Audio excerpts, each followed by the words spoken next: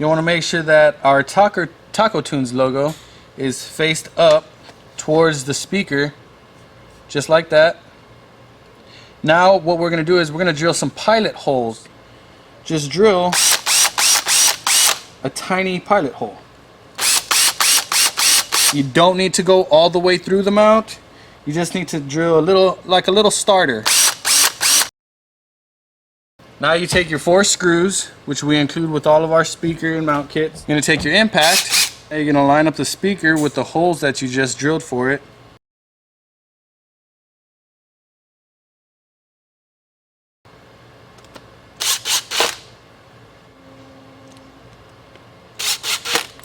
Alright, as you can see, we got all 4 in. Our harness that goes right into the factory harness here. No splicing or cutting needed for this. We're just going to plug this right in. Now our goal is to get this wire to come from the inside out. The way we're going to do that is we're going to peel back a little bit of this plastic.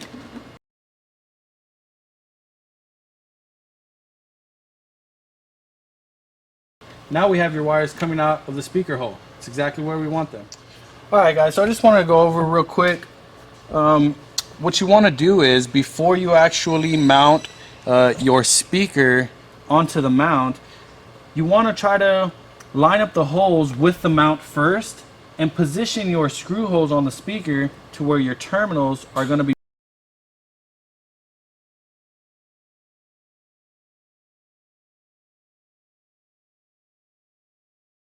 pointed down.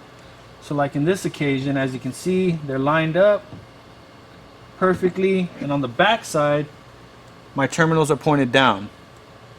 The reason I want to do this is it actually helps in keeping the wire out of the way of the window by making it run towards the bottom of the window here, or of the door panel I should say. And then secondly, sometimes you have a lot of extra slack, more than necessary. So go ahead and just cut your slack. Give yourself only what's needed, maybe 6 to 8 inches. Like I said, the reason we're doing this is to make sure that we get as little slack as possible inside of the window.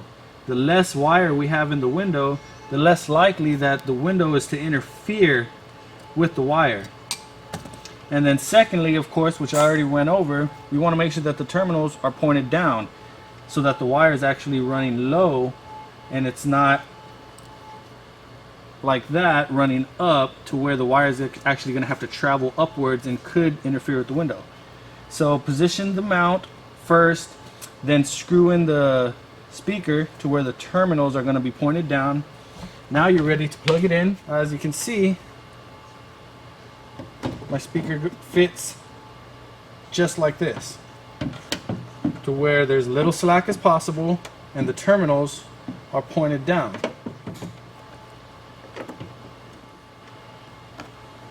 Using these 10mm screws that we provide, like I said, they're a little bit longer than the factory screws to accommodate for the thicker mount. You want to use a 10mm socket wrench.